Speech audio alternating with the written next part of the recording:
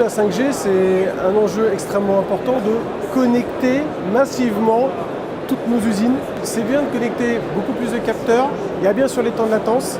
Aujourd'hui, dans notre usine, on a déjà beaucoup de choses connectées par la fibre ou le Wi-Fi. Le Wi-Fi, c'est pas sécurisé, ça suffit pas, c'est pas fiabilisé. Et sur la fibre, ça nous pose de vrais problèmes parce que l'usine, aujourd'hui, l'usine du futur, elle va être flexible, tout le temps en reparamétrage. Et là, on peut plus être en filaire.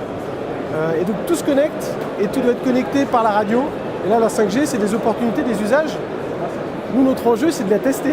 C'est de la tester avec Orange pour démontrer que ça marche, que ça crée de la valeur et qu'il y a un retour sur investissement. On est vraiment dans la co-conception et dans le projet symbiose que l'on mène, la Croix avec Orange.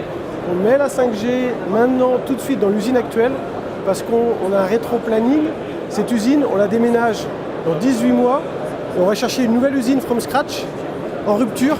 Et donc tout l'enjeu, c'est de dire que cette 5G, qu'est-ce qu'elle va modifier? C'est pas que de la techno, sur la façon de travailler, d'organiser le travail, les machines, les flux.